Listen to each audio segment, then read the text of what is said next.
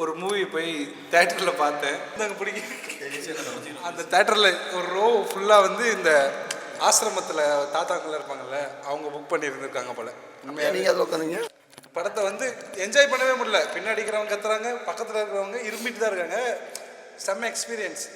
அந்த படம் ஃபுல்லாக முடியுது, அவங்க ஒரே ஒரு இடத்துல தான் கை தட்டினாங்க. பப்ஸை சாப்பிட்டுட்டு இப்படி தட்டினது தான். அதுக்கு மேலே அவங்க கையும் தட்டல, என்ஜாய் பண்ணல, எதுவும் பண்ணல.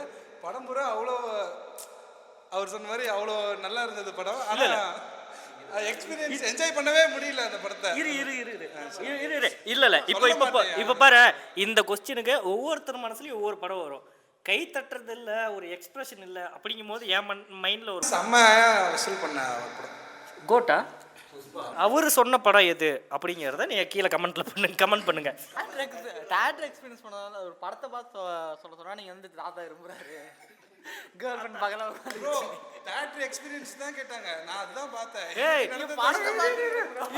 மச்சான் எனக்கு இப்பதான்டா புரியுது. அவன் தியேட்டர் எனக்கு உனக்கு நடந்த பெஸ்ட் தியேட்டர் எக்ஸ்பீரியன்ஸ் சொல்றான். படத்தை சொல்லல இது வரைக்கும். எதுல பாதிக்கப்பட்டானோ அவன் சொல்லுவான். தேட்டர் எக்ஸ்பீரியன்ஸ் மூவி கேட்டால் அவன் தேட்டர் எக்ஸ்பீரியன்ஸ் சொல்லிருக்கான். நான் பாப்கார்ன் 120 ரூபா கேட்குறேன், பப்ஸ் 80 ரூபாய்க்கு. சாப்பாடுல எவ்வளோ காசு கொடுத்தோன்னா வாங்கலாம், வாங்காம அமைதியாக உட்காந்து படத்தை மட்டும் பார்த்துட்டு வந்துடுறோம். Theatrical experience. நான் வந்து நல்ல படம் பார்த்தேன்னு சொல்லிட்டேன். தேட்ரிக்கல் எக்ஸ்பீரியன்ஸ் அங்கே நடந்தது எனக்கு சொல்லணும்னா நான் இதெல்லாம் சொல்லுவேன். இதுக்கு மேலே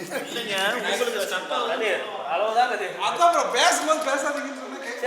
கஷ்டப்பட்டு மைக் கொடுத்துட்டு பிடிச்சிட்டு இருக்காரு. சங்கரே கொண்டு